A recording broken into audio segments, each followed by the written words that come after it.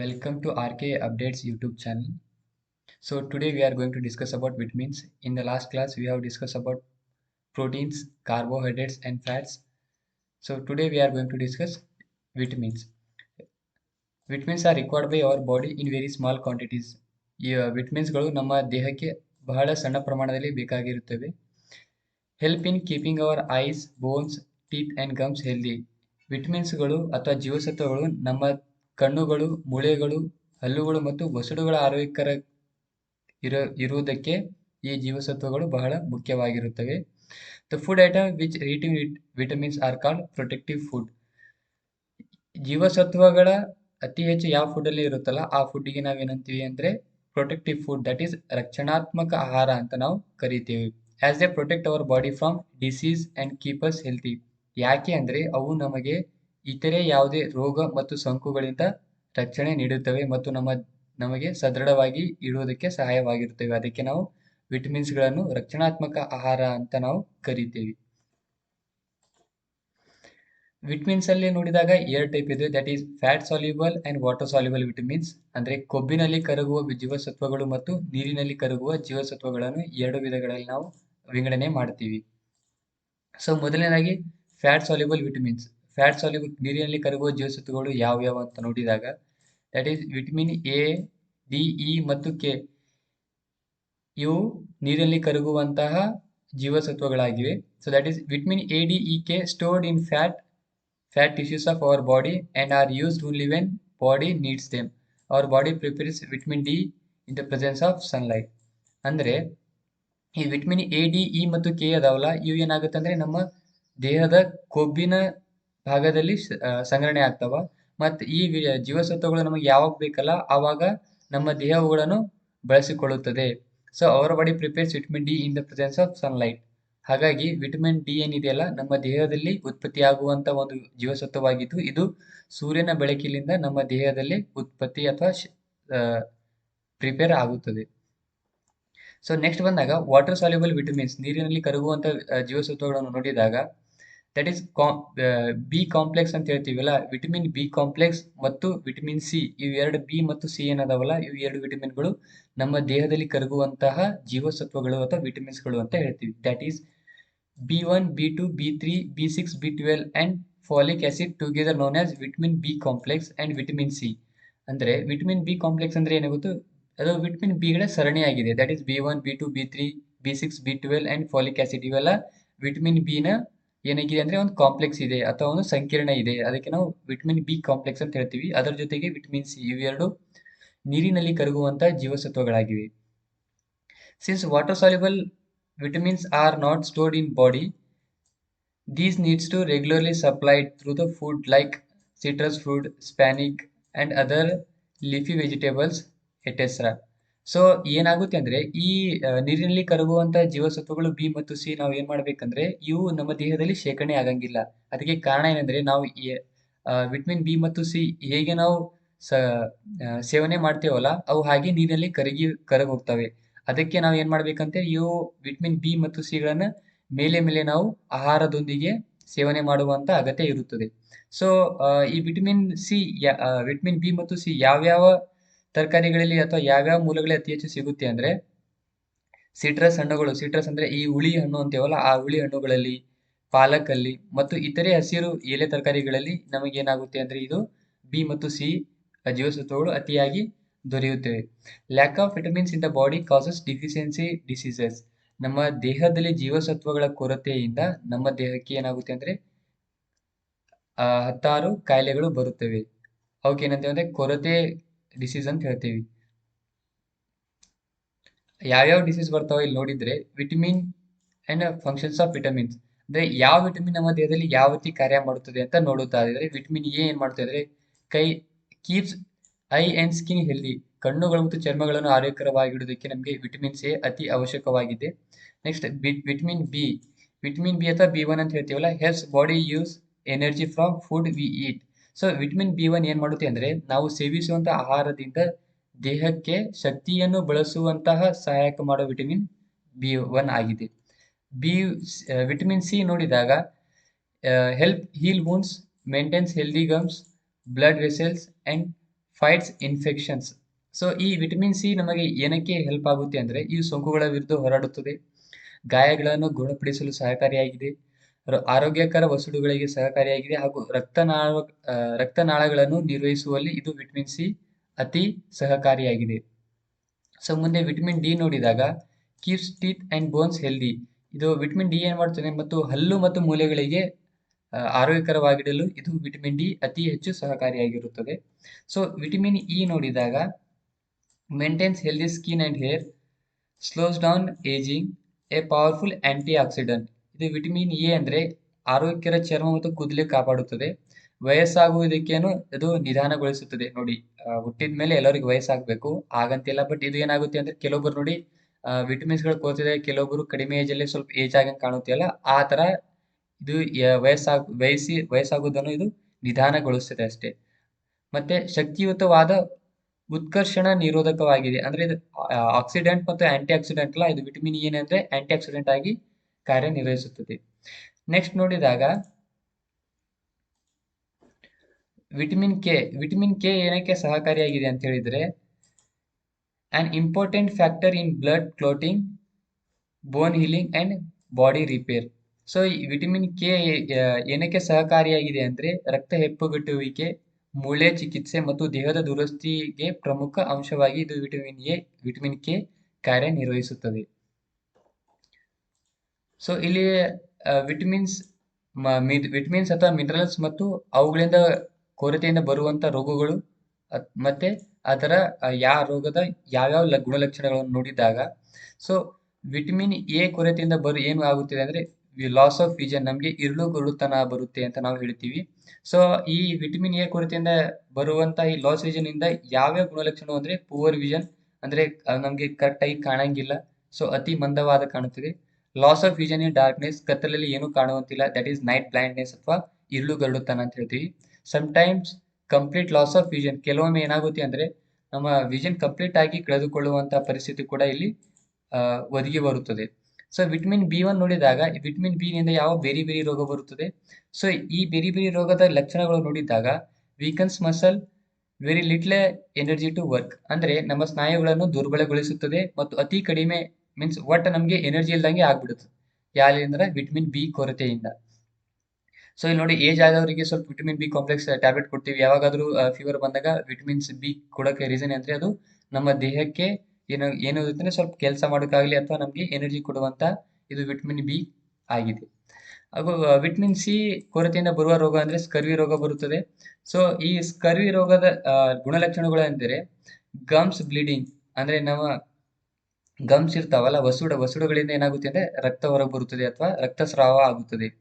Wounds take longer time to heal, ನಮ್ಮ ಯಾವುದೇ ಗಾಯಗಳು ಏನಾಗುತ್ತೆ ಗುಣಮುಖಪಡಿಸಲು ಅತ್ಯಧಿಕ ಸಮಯವನ್ನು ತೆಗೆದುಕೊಳ್ಳುವಂತ ಸಂಗತಿ ವಿಟಮಿನ್ ಸಿ ಕೊರತೆಯಿಂದ ಬರುತ್ತದೆ. ನೆಕ್ಸ್ಟ್ ಬಂದಾಗ ವಿಟಮಿನ್ ಡಿ, ಇದು ರಿಕೆಟ್ಸ್ ಕಾಯಿಲೆಗೆ ಕಾರಣವಾಗಿ ಇರುತ್ತೆ ವಿಟಮಿನ್ ಡಿ ಕೊರತೆಯಿಂದ. ಸೊ ವಿಟಮಿನ್ ಡಿ ಕೊರತೆಯಿಂದ ರಿಕೆಟ್ಸ್ ಕಾಯಿಲೆಯ ಲಕ್ಷಣಗಳು ನೋಡಿದಾಗ ಇದು bones become soft and bend, ಅಂದ್ರೆ ಬೋನ್ ಏನಾಗುತ್ತೆ ಅಂದ್ರೆ ಅತಿ ಮೃದುವಾಗಿದ್ದು ಮತ್ತು ಬಾಗಿಕೊಳ್ಳುವಂತ ಪರಿಸ್ಥಿತಿ ಈ ವಿಟಮಿನ್ ಡಿ ಕೊರತೆಯಿಂದ ಬರುತ್ತದೆ. ಕ್ಯಾಲ್ಸಿಯಂ ಕೊರತೆಯಿಂದ ನೋಡಿದಾಗ ಬೋನ್ಸ್ ಅಂಡ್ ಟೂತ್ ಡಿಕೆ, ಏನಂದ್ರೆ ನಮ್ಮ ದೇಹದಲ್ಲಿ ಮೂಳೆ ಮತ್ತು ಹಲ್ಲಿನ ಏನಾಗುತ್ತೆ ನಾಶವಾಗಿ ಸ್ಟಾರ್ಟ್ ಆಗುತ್ತೆ, ಯಾವ್ದಂದ್ರೆ ಕ್ಯಾಲ್ಸಿಯಂ ಕೊರತೆಯಿಂದ.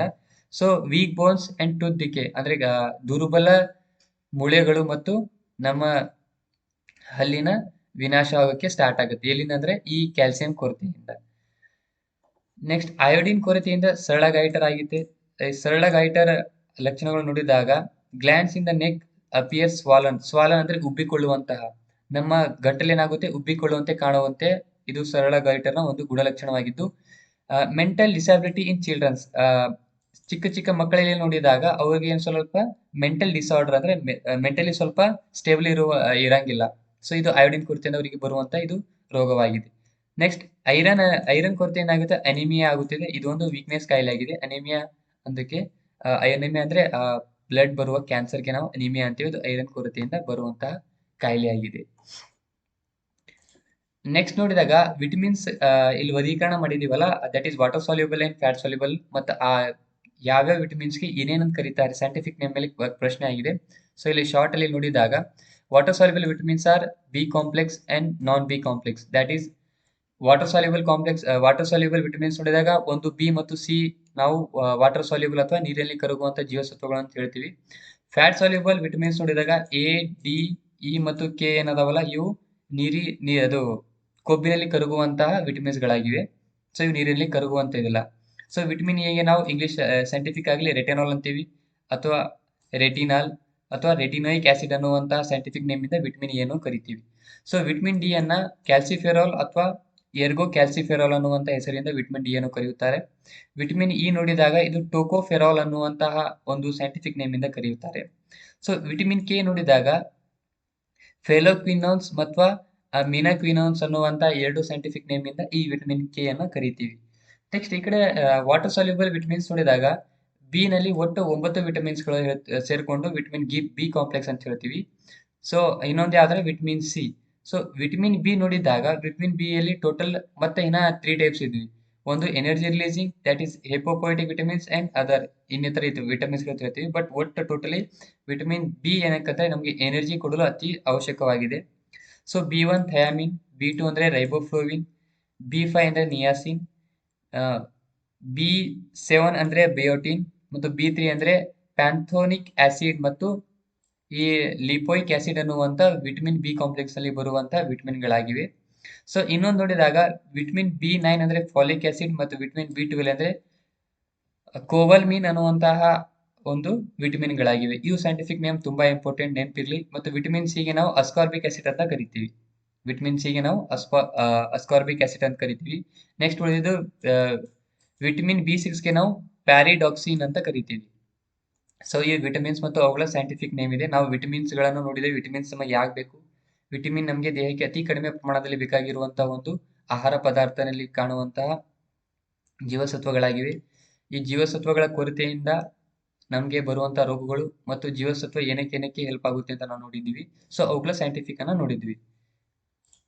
ನೆಕ್ಸ್ಟ್ ಮಿನರಲ್ಸ್ ಅಂದ್ರೆ ಖನಿಜಗಳು. ನೋಡಿ, ಖನಿಜಗಳು ವಿಟಮಿನ್ಸ್ ತರ ನಮಗೆ ದೇಹಕ್ಕೆ ಸ್ವಲ್ಪ ಖನಿಜಗಳು ಬೇಕು. Minerals are needed by our body in small amount. ಖನಿಜಗಳು ನಮ್ಮ ದೇಹಕ್ಕೆ ಅತಿ ಸಣ್ಣ ಪ್ರಮಾಣದಲ್ಲಿ ಕೂಡ ಬೇಕಾಗಿರುತ್ತವೆ, like vitamins. Each one is essential for proper growth of body and maintain good health. ಪ್ರತಿಯೊಂದು ದೇಹದ ಸರಿಯಾದ ಬೆಳವಣಿಗೆ ಮತ್ತು ಉತ್ತಮ ಆರೋಗ್ಯವನ್ನು ಕಾಪಾಡಿಕೊಳ್ಳಲು ಈ ಖನಿಜಗಳು ನಮಗೆ ಅವಶ್ಯಕವಾಗಿದೆ. ಸೊ ಇಂಪಾರ್ಟೆಂಟ್ ಮಿನರಲ್ಸ್ ಮತ್ತು ಪ್ರಮುಖ ಮಿನರಲ್ಸ್ ಅಥವಾ ಖನಿಜಗಳನ್ನು ನೋಡಿದಾಗ minerals are important for keeping bones, muscles, heart and brain working properly. ನಮ್ಮ ದೇಹದಲ್ಲಿ ಮೂಳೆಗಳು, ಸ್ನಾಯುಗಳು ಮತ್ತು ಹೃದಯ ಹಾಗೂ ಮೆದುಳು ಚೆನ್ನಾಗಿ ಕೆಲಸ ಮಾಡಬೇಕಾದ್ರೆ ನಮ್ಮ ದೇಹಕ್ಕೆ ಖನಿಜಗಳು ಅತಿ ಅವಶ್ಯಕವಾಗಿರುತ್ತವೆ. Also important for making enzymes and hormones. ಕಿಣ್ವಗಳು ಮತ್ತು ಹಾರ್ಮೋನ್ಗಳ ಉತ್ಪತ್ತಿಗಾಗಿ ನಮ್ಮ ದೇಹಕ್ಕೆ ಖನಿಜಗಳು ಅತಿ ಅವಶ್ಯಕವಾಗಿರುತ್ತವೆ. There are two kinds of mineral, that is macro minerals and trace or micro minerals. Macro ಮತ್ತು ಮ್ಯಾಕ್ರೋ ಅಂದ್ರೆ ನಮ್ಮ ದೇಹಕ್ಕೆ ಹೆಚ್ಚಿನ ಪ್ರಮಾಣದಲ್ಲಿ ಬೇಕಾಗುವಂತಹ ವಿಟಮಿನ್ಸ್ ಗಳಾಗಿವೆ. ಮೈಕ್ರೋ ಅಂದ್ರೆ ಅತಿ ಕಡಿಮೆ ಪ್ರಮಾಣದಲ್ಲಿ, ಅಂದ್ರೆ ಈ ಒಟ್ಟು ಟೋಟಲ್ ನಲ್ಲಿ ಇವೇ ಸ್ವಲ್ಪ ಕಡಿಮೆ ಪ್ರಮಾಣದಲ್ಲಿ ಬೇಕು, ಅದರಲ್ಲಿ ಸ್ವಲ್ಪ ವೇರಿ ಆಗುತ್ತಲ್ಲ. ಸೊ ಅದರಲ್ಲಿ ಸ್ವಲ್ಪ ಹೆಚ್ಚಿನ ಪ್ರಮಾಣದಲ್ಲಿ ಬರುವಂತಹ ಮಿನರಲ್ಸ್ ಗಳಿಗೆ ನಾವು ಮ್ಯಾಕ್ರೋ ಮಿನರಲ್ಸ್ ಅಂತ ಹೇಳ್ತೀವಿ. ಸ್ವಲ್ಪ ಕಡಿಮೆ ಪ್ರಮಾಣದಲ್ಲಿ ಬರುವಂತಹ ಮಿನರಲ್ಸ್ ಗೆ ನಾವು ಮೈಕ್ರೋ ಮಿನರಲ್ಸ್ ಅಂತ ಕರಿತೀವಿ. So required in large quantity includes calcium, phosphorus, magnesium, sodium, potassium, chlorides and sulfurs. ನಮ್ಮ ದೇಹದಲ್ಲಿ ಕ್ಯಾಲ್ಸಿಯಂ ರಂಜಕ, ಮ್ಯಾಗ್ನೀಸಿಯಂ, ಸೋಡಿಯಂ, ಪೊಟ್ಯಾಷಿಯಂ ಮತ್ತು ಕ್ಲೋರೈಡ್ ಮತ್ತು ಸಲ್ಫರ್ಗಳು ನಮ್ಮ ದೇಹಕ್ಕೆ ಸ್ವಲ್ಪ ಹೆಚ್ಚಿನ ಪ್ರಮಾಣದಲ್ಲಿ ಬೇಕಾಗಿರುವಂತಹ ಖನಿಜಾಂಶಗಳು ಅಂತ ನಾವು ನೋಡುತ್ತೇವೆ. ನೆಕ್ಸ್ಟ್ ಕಡಿಮೆ ಪ್ರಮಾಣದಲ್ಲಿ ಬೇಕಾಗಿರುವ ಅಂಶಗಳನ್ನು ನೋಡಿದಾಗ that is required in small quantity includes iron, magnesium, copper, iodine, zinc, cobalt, fluoride and selenium. ಇವು ಖನಿಜಗಳು ನಮ್ಮ ದೇಹಕ್ಕೆ ಅತಿ ಕಡಿಮೆ ಪ್ರಮಾಣದಲ್ಲಿ ಬೇಕಾಗಿರುತ್ತವೆ. ಇದಕ್ಕೆ ನಾವು ಮೈಕ್ರೋ ಮಿನರಲ್ಸ್ ಅಂತ ಕರಿತೀವಿ.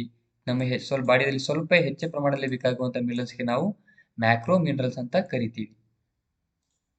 ಸೊ ಫಂಕ್ಷನ್ಸ್ ಆಫ್ ಮಿನರಲ್ಸ್, ನಾವು ಕೇಳೋ ಖನಿಜಗಳು ನೋಡಿದಾಗ ನಮ್ಮ ಖನಿಜಗಳು ಏಕೆ ಅವಶ್ಯಕವಾಗಿವೆ ಅಂತ ನೋಡಿದಾಗ ಇಲ್ಲಿ ನೋಡಿ, ಕ್ಯಾಲ್ಸಿಯಂ ಏನಕ್ಕೆ ಬೇಕಂದ್ರೆ formation of bones and teeth. ನಮ್ಮ ದೇಹದಲ್ಲಿ ಮೂಳೆ ಮತ್ತು ಹಲ್ಲಿನ ಸದೃಢವಾಗಿರ್ಬೇಕಾದ್ರೆ ನಮಗೆ ಕ್ಯಾಲ್ಸಿಯಂ ಬೇಕು. ಮ್ಯಾಗ್ನೀಸಿಯಂ ಕೂಡ ಕೋಫ್ಯಾಕ್ಟರ್ ಫಾರ್ ಮೆಟಾಬಾಲಿಕ್ ಎಂಜೈಮ್ಸ್ ಅಥವಾ ಎಂಜೈಮ್ಸ್ ಗಳಿಗೆ ಸಹಕಾರಿಯಾಗಿ ಇದು ಮ್ಯಾಗ್ನೀಷಿಯಂ ಕಾರ್ಯನಿರ್ವಹಿಸುತ್ತದೆ. ಐರನ್ ಏನಕ್ಕೆ ಬೇಕಂದ್ರೆ ಟ್ರಾನ್ಸ್ಪೋರ್ಟೇಷನ್ ಆಫ್ ಆಕ್ಸಿಜನ್. ನಾವು ನೋಡ್ತೀವಿ obviously oxygen oxygen haemoglobin through transportation ಮಾಡುತ್ತೆ ನಮ್ಮ ದೇಹದ ಪ್ರತಿಯೊಂದು ಭಾಗಕ್ಕೆ. ಸೊ ಆ ಹಿಮೋಗ್ಲೋಬಿನ್ ಯಾವುದರಿಂದ ಮಾಡಲ್ಪಟ್ಟಿದೆ ಅಂದ್ರೆ ಈ ಐರನ್ ಅಥವಾ ಕಬ್ಬಿಣದಿಂದ ಮಾಡಲ್ಪಟ್ಟಿದೆ. Vitamin K that is potassium regulate heart beat membrane and potential. ನಮಗೆ ಏನಕ್ಕೆ ಬೇಕಂದ್ರೆ ನಮ್ಮ ದೇಹದ ಹೃದಯ ಬಡಿತಕ್ಕೆ ಮತ್ತು ಯಾವುದೇ ಒಂದು ಭಾಗದಲ್ಲಿ ಎನರ್ಜಿ ಬೇಕಾದ್ರೆ ನಮ್ಗೆ ಏನ್ ಬೇಕು ಅಂದ್ರೆ ಇದು ಪೊಟ್ಯಾಷಿಯಂ ಅನ್ನುವಂತ ಮಿನರಲ್ಸ್ ನಮಗೆ ಬೇಕು. Boost body immunity and heal wounds. So ಇದಕ್ಕೆ ನಾವು ಜಿಂಕ್ ಬೇಕು. ಜಿಂಕ್ ಯಾಕೆ ಬೇಕಂದ್ರೆ ಬಾಡಿಯಲ್ಲಿ ಇಮ್ಯುನಿಟಿ ಅಂದ್ರೆ ಶಕ್ತಿ ಹಾಗೂ ಯಾವುದೇ ಒಂದು ಗಾಯವನ್ನು ಅತಿ ಬೇಗದಲ್ಲಿ ರಿಪೇರ್ ಮಾಡಬೇಕಂದ್ರೆ ಇದು ಜಿಂಕ್ ಅತಿ ಅವಶ್ಯಕವಾಗಿದೆ. ನೆಕ್ಸ್ಟ್ ಕ್ಲೋರಿನ್ ಏನಕ್ಕೆ ಬೇಕಂದ್ರೆ ಪ್ರೊಡ್ಯೂಸ್ ಹೈಡ್ರೋಕ್ಲೋರಿಕ್ ಆಸಿಡ್ ಇನ್ ಸ್ಟೊಮಕ್. ನಮ್ಮ ನೋಡಿ ಸ್ಟೊಮಕ್ ದಲ್ಲಿ ಹೈಡ್ರೋಕ್ಲೋರಿಕ್ ಆಸಿಡ್ ಉತ್ಪನ್ನ ಆಗುತ್ತದೆ. ಆ ಕ್ಲೋರಿಕ್ ಆಸಿಡ್ ಉತ್ಪನ್ನ ಆಗಬೇಕಂದ್ರೆ ನಮಗೆ ಕ್ಲೋರಿನ್ ಅತಿ ಅವಶ್ಯಕವಾಗಿರುತ್ತದೆ. ನೆಕ್ಸ್ಟ್ ಇದು ಐ ಅಂದ್ರೆ ಅಯೋಡಿನ್. ಅಯೋಡಿನ್ ಯಾಕಂದ್ರೆ ಥೈರಾಯ್ಡ್ ಹಾರ್ಮೋನ್ಸ್ ಉತ್ಪತ್ತಿ ಮಾಡೋಕೆ ನಮಗೆ ಅಯೋಡಿನ್ ಬೇಕು. ಫಾಸ್ಫರಸ್ ಏನಕ್ಕೆ ಬೇಕಂದ್ರೆ synthesis of DNA and bones. ನಮ್ಮ ದೇಹದಲ್ಲಿ ಮೂಳೆ ಮತ್ತು ಡಿಎನ್ಎ ಸಿಂಥಸಿಸ್ ಆಗ್ಬೇಕಂದ್ರೆ ಅಥವಾ ಸಿಂಥಸಿಸ್ ಅಂದ್ರೆ ರೆಡಿ ಆಗ್ಬೇಕಂದ್ರೆ ನಮಗೆ ಈ ಫಾಸ್ಫರಸ್ ಅನ್ನೋದು ಬೇಕು. ದಟ್ ಇಸ್ ರಂಜಕ. Regulate body fluids maintain P H balance. ಅದಕ್ಕೆ ನಿಮಗೆ ಸೋಡಿಯಂ ಬೇಕು. ಸೋಡಿಯಂ ಎದಕ್ಕೆ ಬೇಕಂದ್ರೆ ನಮ್ಮ ಬಾಡಿಯಲ್ಲಿ ಫ್ಲೂಯಿಡ್ ಅಂದ್ರೆ ದ್ರವಗಳ ಮೇಂಟೈನ್ ಮಾಡ್ಕೊಳ್ಳೋಕೆ ಮತ್ತು ಪಿ ಎಚ್ ಬ್ಯಾಲೆನ್ಸ್ ಮಾಡೋಕೆ ನಮಗೆ ಸೋಡಿಯಂ ಬೇಕು. Next copper metabolism of iron and enzymes. So iron ಮತ್ತು ಎನ್ಸೈಮ್ಸ್ ಗಳ ಸಮತೋಲನಕ್ಕೆ ನಮಗೆ ಕಾಪರ್ ಬೇಕು. Functioning of antioxidant enzymes is AC. ನಮಗೆ ಲಾಸ್ಟಿಗೆ ಇದು ಎಸಿ ಏನಕ್ಕೆ ಬೇಕಂದ್ರೆ function of antioxidant enzymes ಅಂತ ಹೇಳ್ತೀವಿ. ಸೊ ಇವು ನಮಗೆ ದೇಹದಲ್ಲಿ ಬೇಕಾಗುವ ಕೆಲವೊಂದು ಏನಾಗಿವೆ ಅಂದ್ರೆ ಮಿನರಲ್ಸ್ ಗಳಾಗಿವೆ. ಸೊ ಎಸಿ ಅಂದ್ರೆ ಸೆಲೆನಿಯಂ. ನೋಡಿ ಸೆಲೆನಿಯಂ ಏನಕ್ಕೆ ಬೇಕಂದ್ರೆ ಆಂಟಿ ಆಕ್ಸಿಡೆಂಟ್ ಆಗಿ ಕಾರ್ಯನಿರ್ವಹಿಸಕ್ಕೆ ನಮಗೆ ಸೆಲೆನಿಯಂ ಬೇಕು. Next water. ನೋಡಿ water is also very important part of our body. ನಮಗೆ ದೇಹಕ್ಕೆ ಕನಿಷ್ಠ ದಿನದಲ್ಲಿ 5ರಿಂದ 7 ಲೀಟರ್ ಬಾಡಿಗೆ ವಾಟರ್ ಕಂಪಲ್ಸರಿ ಬೇಕೇ ಬೇಕು. ವಾಟರ್ ನಮಗೆ ಏನಕ್ಕೆ ಹೆಲ್ಪ್ ಆಗುತ್ತೆ ಅಂದ್ರೆ digestion, throwing out dissolved waste as urine, improves blood. ನಮಗೆ ದೇಹದಲ್ಲಿ ಜೀರ್ಣಕ್ರಿಯೆ, ಕರಗಿದ ತ್ಯಾಜ್ಯಗಳನ್ನು ಮೂತ್ರದ ಮೂಲಕ ಹೊರಹಾಕಲು ಹಾಗೂ ಅಶುದ್ಧ ರಕ್ತವನ್ನು ಹೊರಹಾಕುವುದರ ಮೂಲಕ ನಮಗೆ ವಾಟರ್ ದೇಹಕ್ಕೆ ಅತಿ ಸಹಕಾರಿಯಾಗಿ ಅಥವಾ ನೀರು ಸಹಕಾರಿಯಾಗಿ ಕಂಡು ಬರುತ್ತದೆ. So keeps our body cool through sweating. ನಮ್ಮ ದೇಹವನ್ನು ಬೆವರಿಕೆಯ ಮೂಲಕ ತಂಪವಾಗಿಸುವುದಕ್ಕೆ ನಮಗೆ ನೀರು ಅತಿ ಅವಶ್ಯಕವಾಗಿರುತ್ತದೆ. Helps in blood circulation. ನಮ್ಗೆ ರಕ್ತ ಪರಿಚಲನೆಗೆ ಅತಿ ಸಹಕಾರಿಯಾಗಿರುತ್ತದೆ. ಸೊ ವಾಟರ್ ಕೂಡ ನಮಗೆ ಡೈಲಿ ಎಷ್ಟು ಬೇಕಂದ್ರೆ that is 5 to 7 liters per day of water is needed to body. Next roughage or dietary fibres ಅಥವಾ ನಾರು ಪದಾರ್ಥಗಳು ಅಂತ. ನೆಕ್ಸ್ಟ್ ನಾರು ಪದಾರ್ಥಗಳು ನೋಡಿ, ನಾವು ಪ್ರೋಟೀನ್ಸ್ ಬೇಕು, ಕಾರ್ಬೋಹೈಡ್ರೇಟ್ಸ್ ಬೇಕು, ಫ್ಯಾಟ್ಸ್ ಬೇಕು, ವಿಟಮಿನ್ಸ್ ಬೇಕು, ಮಿನರಲ್ಸ್ ಬೇಕು, ವಾಟರ್ ಬೇಕು ಹಾಗೂ ಅದರ ಜೊತೆಯಲ್ಲಿ ನಮಗೆ ಕೆಲವೊಂದು ನಾರು ಪದಾರ್ಥಗಳು ಕೂಡ ಬೇಕಾಗುತ್ತವೆ. ಈ ನಾರು ಪದಾರ್ಥಗಳು ನೋಡಿದಾಗ portion of plant food that do not provide any nutrients to our body but helps in maintaining healthy digestive system is called roughage or dietary fibers. ಈ ಡಯಟರಿ ಫೈಬರ್ಸ್ ಅಂದ್ರೆ ಏನು? ಒಂದು ಸಸ್ಯದ ಒಂದು ಭಾಗವಾಗಿದ್ದು ಇವು ನಮಗೆ ದೇಹಕ್ಕೆ ಯಾವುದೇ ಒಂದು ಪೋಷಕಾಂಶ ಒದಗಿಸದೆ ಆರೋಗ್ಯಕರ ಜೀರ್ಣವ್ಯವಸ್ಥೆಗೆ ಸಹಕಾರಿ ಆಗುವಂತಹ ಸಸ್ಯದ ಭಾಗಗಳಿಗೆ ಅಥವಾ ಆಹಾರ ಪದಾರ್ಥಗಳಿಗೆ ನಾವೇನಂತೀವಿ ಅಂದ್ರೆ ಈ ಡಯಟರಿ ಫೈಬರ್ಸ್ ಅಥವಾ ನಾರು ಪದಾರ್ಥಗಳು ಅಂತ ಹೇಳ್ತೀವಿ. ಸೊ ಈ ನಾರು ಪದಾರ್ಥಗಳು ಎಲ್ಲಿಂದ ಪಡೆಯುತ್ತೀವಿ ಅಂದ್ರೆ whole grains, flours, cereals, potatoes, fresh food, raw and cooked vegetables provide roughage to our food. ನಮ್ಮ ಆಹಾರದಲ್ಲಿ ಎಲ್ಲಿಂದ ನಾವು ಈ ನಾರು ಪದಾರ್ಥಗಳನ್ನು ಪಡೆಯಬಹುದು ಅಂದ್ರೆ ಹಿಟ್ಟು ಅಥವಾ ಆಹಾರ ಧಾನ್ಯಗಳಿಂದ, ಆಲೂಗಡ್ಡೆಯಿಂದ, ತಾಜಾ ಆಹಾರದಿಂದ ಅಥವಾ ಕಚ್ಚಾ ಮತ್ತು ಬೇಯಿಸಿದ ತರಕಾರಿಗಳಿಂದ ನಾವು ಈ ನಾರು ಪದಾರ್ಥಗಳನ್ನು ಪಡೆಯಬಹುದು. It helps in proper digestion of food that is prevents constipation. So ಇದು ನಮ್ಮ ಆಹಾರದಲ್ಲಿ ಸರಿಯಾದ ಜೀರ್ಣಕ್ರಿಯೆಗೆ ಸಹಕಾರಿಯಾಗಿದ್ದೆ ಹಾಗೂ ಇದು ಮಲಬದ್ಧತೆಯನ್ನು ತಡೆಯುತ್ತದೆ. ಸೊ ಈ ರಫೇಜ್ ಅಂದ್ರೆ ಏನಂದ್ರೆ ಇದೊಂದು ಸಸ್ಯ ಭಾಗದಿಂದ ಪಡೆಯುವಂತ ಆಹಾರ ಪದಾರ್ಥವಾಗಿದ್ದು ನಮ್ಮ ದೇಹಕ್ಕೆ ಯಾವುದೇ ಪೋಷಕಾಂಶ ಒದಗಿಸದೆ ಜಸ್ಟ್ ನಮ್ಗೆ ಜೀರ್ಣ ವ್ಯವಸ್ಥೆಗೆ ಸಹಕಾರಿಯಾಗುವಂತಹ ಪದಾರ್ಥಗಳಿಗೆ ನಾವು ಏನಂತೀವಿ ಗೊತ್ತು? ನಾರು ಪದಾರ್ಥಗಳಂತ ಹೇಳ್ತೀವಿ. ಇವು ನಮ್ಗೆ ಯಾವ ಮೂಲಗಳಿಂದ ದೊರೆಯುತ್ತವೆ ಅಂದ್ರೆ ಹಿಟ್ಟು ಮತ್ತು ಧಾನ್ಯಗಳು, ಆಲೂಗಡ್ಡೆ, ತಾಜಾ ಆಹಾರ, ಕಚ್ಚಾ ಮತ್ತು ಬಿಸಿದ ತರಕಾರಿಗಳು ಹಾಗೂ ಇತರೆ ತರಕಾರಿಗಳಿಂದ ನಾವು ಏನ್ ಮಾಡ್ತೀವಿ ಅಂದ್ರೆ ಈ ನಾರುಗಳನ್ನು ಪಡೆಯುತ್ತೇವೆ. ಈ ಆಹಾರ ನಾರು ಪದಾರ್ಥಗಳು ಆಹಾರ ಜೊತೆಗೆ ಸೇವನೆ ಮಾಡದೇ ಇದ್ದಾಗ ಸರಿಯಾದ ಜೀರ್ಣಕ್ರಿಯೆ ಆಗುವಂತಿಲ್ಲ ಹಾಗೂ ಇದು ಮಲಬದ್ಧತೆಯನ್ನು ತಡೆಯುವಂತ ಶಕ್ತಿ ಈ ನಾರು ಪದಾರ್ಥಗಳಿದೆ ಅಂತ ನಾವು ನೋಡುತ್ತೇವೆ. Roughage are of two type, that is soluble and insoluble. So ರಫೇಜ್ಗಳು ಅಥವಾ ನಾರು ಪದಾರ್ಥಗಳು ಬಂದಾಗ ಇನ್ನು ಎರಡು ಭಾಗಗಳಾಗಿ ವಿಂಗಡಣೆ ಮಾಡ್ತೀವಿ, that is soluble and insoluble, ಕರಗುವ ಮತ್ತು ಕರಗದಿರುವಂತಹ ನಾರು ಪದಾರ್ಥಗಳಾಗಿ ನಾವು ವಿಂಗಡಣೆ ಮಾಡ್ತೀವಿ. The soluble roughage are soluble in water where insoluble roughage are not. ಇಲ್ಲಿ ನೋಡಿ, ಸೊ ಸಾಲ್ಯುಬಲ್ ಅಂದ್ರೆ ಆ ನೀರಿನಲ್ಲಿ ಕರಗುವಂತಹ ನಾರು ಪದಾರ್ಥಗಳಿಗೆ ಸಾಲ್ಯುಬಲ್ ಅಂತೀವಿ, ಇನ್ಸಾಲ್ಯುಬಲ್ ಅಂತೀವಿ ನೀರಿನಲ್ಲಿ ಕರಗುವುದಿಲ್ಲ. Apple, strawberry, peach and rice are example of food items rich in soluble roughage that help in blood circulation. ಅಂದರೆ ಈ ಸೇಬು, ಸ್ಟ್ರಾಬೆರಿ, ಪೀಚ್ ಮತ್ತು ಅಕ್ಕಿ ರಕ್ತ ಪರಿಚಲನೆಗೆ ಸಹಕಾರಿ ಮಾಡುವಂತಹ ಒಟ್ಟು ಕರಗುವಂತಹ ಇವು ನಾರು ಪದಾರ್ಥಗಳಾಗಿವೆ ಅಂತ ನಾವು ಕಾಣುತ್ತೇವೆ. So whole grain, carrot, cabbage, turnip and cauliflower are example of food items which rich in insoluble roughage. ಅಂದರೆ ಸಂಪೂರ್ಣ ಧಾನ್ಯ, ಕ್ಯಾರೆಟ್, ಎಲೆಗೂಸು, ಟರ್ನಿಸ್ ಮತ್ತು ಹೂಗುಸುಗಳು ನೀರಿನಲ್ಲಿ ಕರಗದಂತಹ ನಾರು ಪದಾರ್ಥಗಳಿಗೆ ಉದಾಹರಣೆಗಳಾಗಿವೆ ಅಂತ ನಾವು ನೋಡುತ್ತೇವೆ. Lack of insoluble roughage in diet causes the stool to become hard and difficult to pass. This condition is called constipation. So ನಮ್ಮ ದೇಹಕ್ಕೆ ಬೇಕಾಗುವ ಪ್ರಮಾಣದಲ್ಲಿ ನಾವು ನಾರುಗಳು ಸೇವನೆ ಮಾಡದೇ ಇದ್ದಾಗ ನಮ್ಮ ದೇಹದಲ್ಲಿ ಮಲಬದ್ಧತೆಯ ಸ್ಥಿತಿಯೇ ಉಂಟಾಗುತ್ತದೆ. ಆಹಾರದಲ್ಲಿ ಕರಗದ ಒರಟತನ ಕೊರೆಯುವ ಮಲವು ಗಟ್ಟಿಯಾಗುತ್ತದೆ ಮತ್ತು ಹಾದು ಹೋಗಲು ಕಷ್ಟವಾಗುತ್ತದೆ. ಈ ಸ್ಥಿತಿಗೆ ಮಲಬದ್ಧತೆ ಅಂತ ಕರಿತೀವಿ. But the constipation happens due to incomplete consumption of dietary fibre. So dietary fibres are very important. Next, diet, ಆಹಾರ ಪದ್ಧತಿ ಅಂದ್ರೆ ಏನು? ನಾವು ಅಂತೀವಲ್ಲ ಡಯಟ್ ಮಾಡ್ತಿದ್ದೆ. ಡಯಟ್ ಮಾಡುವಾಗ ನಾವು ವೇಟ್ ಲಾಸ್ ಮಾಡ್ಕೊಳ್ಬೇಕಾದ್ರೆ ಡಯಟ್ ಮಾಡುವಂತಹ ಪದ್ಧತಿಗೆ ನಾವು ಡಯಟ್ ಅಂತ ರೂಢಿಯಲ್ಲಿದೆ. ಬಟ್ ಆಕ್ಚುಲಿ ಡಯಟ್ ಅಂದ್ರೆ ಏನು ಗೊತ್ತು? ನಮ್ಮ ದೇಹಕ್ಕೆ ಸಮತೋಲನ ಆಹಾರ ಸೇವನೆ ಮಾಡುವ ಪದ್ಧತಿಗೆ ನಾವು ಡಯಟ್ ಅಂತ ಹೇಳ್ತೀವಿ. ದಟ್ ಇಸ್ ಆಹಾರ ಪದ್ಧತಿ. It is the amount of food eaten by A person at A time. Diet ಅಂದ್ರೆ ಒಂದು ಸಮಯದಲ್ಲಿ ನಮ್ಮ ಮಾನವನಿಗೆ ಎಷ್ಟು ಆಹಾರ ತಿನ್ನಲ್ಪಡುತ್ತದೆ ಅದಕ್ಕೆ ನಾವು ಡಯಟ್ ಅಥವಾ ಆಹಾರ ಪದ್ಧತಿ ಅಂತ ಕರಿತೀವಿ. That is balance diet. ಸಮತೋಲನ ಆಹಾರ ಪದ್ಧತಿ ಅಂದ್ರೆ ಏನು? A balanced diet for good health consists of different varieties of food that offers all the essential carbohydrates, proteins, fats, vitamins, minerals that our body require for healthy functioning. ಅಂದ್ರೆ ಈ ಸಮತೋಲನ ಆಹಾರ ಪದ್ಧತಿ ಅಂದ್ರೆ ಉತ್ತಮ ಆರೋಗ್ಯಕ್ಕೆ ಸಮತೋಲಿತ ಆಹಾರ ನಮ್ಮ ದೇಹದಲ್ಲಿ ಆರೋಗ್ಯಕರ ಕಾರ್ಯನಿರ್ವಹಣೆಗೆ.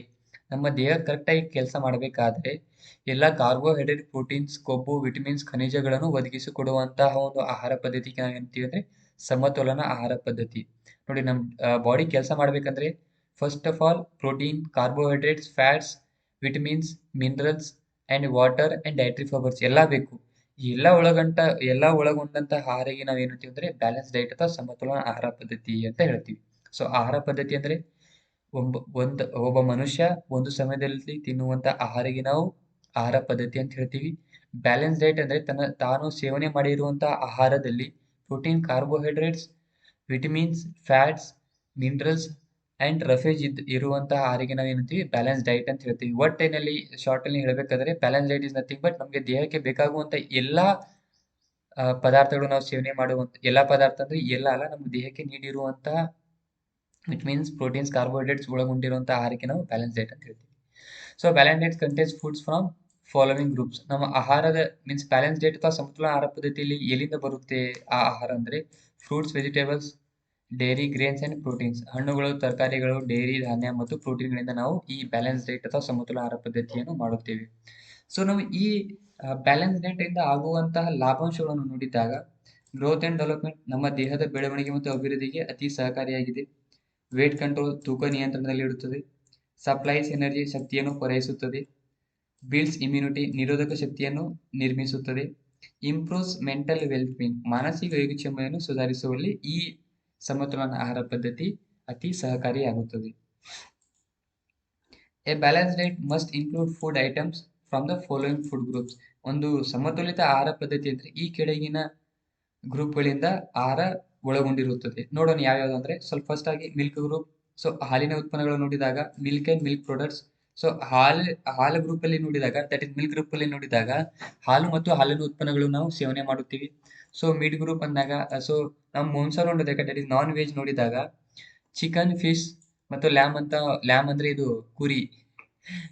ಕುರಿ ಮಾಂಸ, ಚಿಕನ್ ಮತ್ತು ಫಿಶ್ ಅಂದ್ರೆ ಮೀನು and meat substitute peas, beans, nuts ಮತ್ತು ಸೀಡ್ಸ್. ಇಲ್ಲಿ ನೋಡಿ, ಇವು ಮೀಟ್ ಗ್ರೂಪ್ ಅಂದ್ರೆ ಇವು ನಾನ್ ವೆಜಿಟೇರಿಯನ್ಸ್. ಸೊ ವೆಜಿಟೇರಿಯನ್ಸ್ ನೋಡಿದಾಗ ಬೀನ್ಸ್, ಪೀಸ್, ನಟ್ಸ್ ಮತ್ತು ಸೀಡ್ಸ್ಗಳು ಬರ್ತಾವೆ.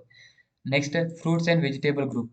ಸೊ ಫ್ರೂಟ್ಸ್ ಅಲ್ಲಿ ನೋಡಿದಾಗ ಫ್ರೂಟ್ಸ್ ಮತ್ತು ವೆಜಿಟೇಬಲ್ಸ್ ಆಬ್ವಿಯಸ್ಲಿ ಎಲ್ಲಾನೇ ಬರ್ತಾವೆ. ಇಲ್ಲಿ ಆಪಲ್ ಅಂಡ್ ಆಲ್ ಎಲ್ಲ ಬರ್ತವೆ. ಮತ್ತು ವೆಜಿಟೇಬಲ್ಸ್ ನಾವು ಹಸಿರು ತರಕಾರಿಗಳು.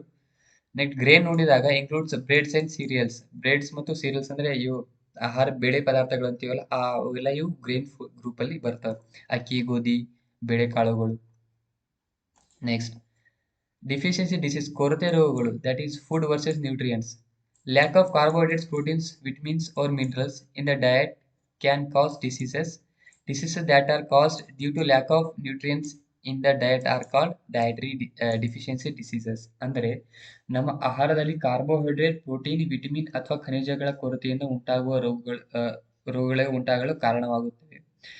ಆಹಾರದಲ್ಲಿ ಪೋಷಕಾಂಶ ಕೊರತೆಯಿಂದ ಉಂಟಾದ ರೋಗಗಳಿಗೆ ಕೊರತೆ ರೋಗಗಳು ಅಂತ ನಾವು ಕರಿತೀವಿ. So deficiency diseases can't be transmitted from one person to another persons. So ಕೊರತೆ ರೋಗಗಳು ಒಬ್ಬರಿಂದ ಇನ್ನೊಬ್ಬರಿಗೆ ಹರಡುವಂತಹ ರೋಗಗಳಿಲ್ಲ. ಸೊ ಇವು ನಮ್ಮ ಏನೇ ಕೊರತೆಯಿಂದ ಅಥವಾ ವಿಟಮಿನ್ ಕೊರತೆಯಿಂದ ಬರುವಂತಹ ರೋಗಗಳು, ಹರಡುವಂತಹ ರೋಗಗಳಿಲ್ಲ. ಸೊ ನಮ್ಮ ದೇಹದಲ್ಲಿ ಕಾರ್ಬೋಹೈಡ್ರೇಟ್, ಪ್ರೋಟೀನ್, ವಿಟಮಿನ್ಸ್ ಮತ್ತು ಮಿನರಲ್ ಕೊರತೆಯಿಂದ ಬರುವ ರೋಗಗಳಿಗೆ ನಾವು ಕೊರತೆ ರೋಗಗಳು ಅಂತ ಕರಿತೀವಿ obviously. So deficiency of carbohydrates ಕೊರತೆಯಿಂದ ಬರುವಂತ ರೋಗಗಳೆಂದರೆ carbohydrates are main energy sources. Lack of carbohydrates in the diet result in the lack of energy and stamina. So ನಮ್ಗೆ ದೇಹದಲ್ಲಿ ಕಾರ್ಬೋಹೈಡ್ರೇಟ್ ಅಂದ್ರೆ ನಮ್ಮ ದೇಹದಲ್ಲಿ ಅತಿ ಹೆಚ್ಚು ಎನರ್ಜಿ ಸಪ್ಲೈ ಮಾಡ್ತಾ ಎಲ್ಲರಿಗೂ ಗೊತ್ತು. ಸೊ ಕಾರ್ಬೋಹೈಡ್ರೇಟ್ ಕೊರತೆಯಿಂದ ಏನಾಗುತ್ತೆ ಅಂದ್ರೆ ನಮ್ಗೆ ಶಕ್ತಿ ಮತ್ತು ಯಾವುದೇ ಒಂದು ಎನರ್ಜಿ ಎಲ್ಲ ಫೀಲ್ ಆಗುತ್ತಲ್ಲ. ಸೊ ಅದಕ್ಕೆ ನಾವು ಏನಂತೀವಿ ಅಂದ್ರೆ ಈ ಕಾರ್ಬೋಹೈಡ್ರೇಟ್ ಡೆಫಿಷಿಯನ್ಸಿ ಅಂತ ಹೇಳ್ತೀವಿ. The labour who does hard and manual work needs more carbohydrates in his diet than the person who does his work sitting in the office. ಅಂದ್ರೆ ಯಾವ ಮನುಷ್ಯ ಅತಿ ಹಾರ್ಡಾಗಿ ಅಥವಾ ಶ್ರಮಪಟ್ಟು ಕೆಲಸ ಮಾಡ್ತಾನಲ್ಲ, ಅವನಿಗೆ ಅತಿ ಹೆಚ್ಚು ಕಾರ್ಬೋಹೈಡ್ರೇಟ್ ಬೇಕಾಗುತ್ತದೆ. ಅದೇ ಆಫೀಸ್ನಲ್ಲಿ ಕುಂತು ಕೆಲಸ ಮಾಡುವಂತ ಒಬ್ಬ ಮನುಷ್ಯಗೆ ಕಾರ್ಬೋಹೈಡ್ರೇಟ್ಸ್ ಪ್ರಮಾಣ ಸ್ವಲ್ಪ ಕಡಿಮೆ ಬೇಕಾಗಿರುತ್ತದೆ ಅಂತ ನಾವು ನೋಡುತ್ತೇವೆ. So deficiency of proteins. So protein ಕೊರತೆಯಿಂದ ಏನಾಗುತ್ತೆ ಅಂದ್ರೆ growing childrens need more proteins in their diet. So ಬೆಳೆಯುವಂತಹ ಮಕ್ಕಳಿಗೆ ಅವರ ಆಹಾರದಲ್ಲಿ ಪ್ರೋಟೀನ್ ಅತಿ ಹೆಚ್ಚಾಗಿ ಬೇಕಾಗಿರುತ್ತದೆ. Lack of proteins in diet weakens muscles. So ಆಹಾರದಲ್ಲಿ ಪ್ರೋಟೀನ್ ಕೊರತೆಯಿಂದಾಗಿ ಏನಾಗುತ್ತೆ ಅಂದ್ರೆ ಸ್ನಾಯುಗಳ ದುರ್ಬಲಗೊಳಿಸುತ್ತದೆ. So deficiency of proteins leads to disease called kwashiorkor. So protein ಕೊರತೆಯಿಂದ ಬರುವಂತ ರೋಗ ಏನಂದ್ರೆ ಕ್ವಾಶಿಯೋರ್ಕರ್ ಅಂತ ಹೇಳ್ತೀವಿ. So deficiency of protein along with the carbohydrate deficiency is called protein energy malnutrition. So deficiency of protein along with the carbohydrates. Carbohydrate ದೊಂದಿಗೆ protein ಕೊರತೆ ಉಂಟಾದಾಗ ನಾವು ಪ್ರೋಟೀನ್ ಶಕ್ತಿ ಅಪೌಷ್ಟಿಕತೆ ಅಂತ ಹೇಳ್ತೀವಿ. That is protein energy malnutrition ಅಂತ. Malnutrition is nothing but ಅಪೌಷ್ಟಿಕತೆ. ಸೊ ಪ್ರೋಟೀನ್ ಮತ್ತು ಕಾರ್ಬೋಹೈಡ್ರೇಟ್ ಎರಡು ಕೊರತೆಯಿಂದ ಬರುವಂತಹ ರೋಗಗಳಿಗೆ ನಾವೇನಂತೀವಿ ಅಂದ್ರೆ ಪ್ರೋಟೀನ್ ಶಕ್ತಿ ಅಪೌಷ್ಟಿಕತೆ ಅಂತ ಹೇಳ್ತೀವಿ. That is protein energy mall nutritions. So ಈ ಕಾರ್ಬೋಹೈಡ್ರೇಟ್ ಮತ್ತು ಪ್ರೋಟೀನ್ ಎರಡು ಕೊರತೆಯಿಂದ ಉಂಟಾಗುವ ರೋಗ ಯಾವುದಂದ್ರೆ ಮರಾಸ್ಮಸ್. ಈ ಮರಾಸ್ಮಸ್ ಅನ್ನುವಂತಹ ರೋಗ ಪ್ರೋಟೀನ್ ಮತ್ತು ಕಾರ್ಬೋಹೈಡ್ರೇಟ್ ಕೊರತೆಯಿಂದ ಬರುವಂತಹ ಒಂದು ರೋಗವಾಗಿದೆ. These disease are more common in childrens in rural areas. ಈ ಮರಾಸ್ಮಸ್ ಎನ್ನುವಂತಹ ಕಾಯಿಲೆ ಹಳ್ಳಿಗಳಲ್ಲಿ ಅಥವಾ ಗ್ರಾಮೀಣ ಪ್ರದೇಶಗಳಲ್ಲಿ ಅತಿ ಹೆಚ್ಚಾಗಿ ಕಂಡುಬರುವುದನ್ನು ನಾವು ನೋಡುತ್ತೇವೆ. ನೆಕ್ಸ್ಟ್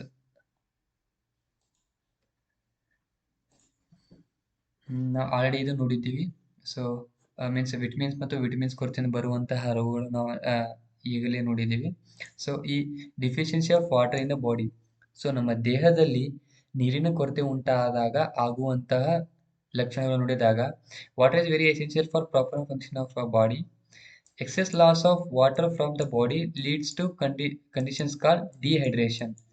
ನಮ್ಮ ದೇಹಕ್ಕೆ ನೀರು ಅತಿ ಅವಶ್ಯಕವಾಗಿದ್ದು ನಮ್ಮ ದೇಹದಿಂದ ನೀರು ಡಿಹೈಡ್ರೇಷನ್ ಆಗುತ್ತೆ ಅಲ್ಲ, ಅಥವಾ ಕಡಿಮೆ ಆದಾಗ ನಾವು ನೀರನ್ನು ನಮ್ಮ ದೇಹದಿಂದ ಕಳೆದುಕೊಂಡಾಗ ಆಗುವಂತ ಒಂದು ಸ್ಥಿತಿಗೆ ಏನಂತೀವಿ ಅಂದ್ರೆ ಡಿಹೈಡ್ರೇಷನ್ ಅಂತ ಹೇಳ್ತೀವಿ.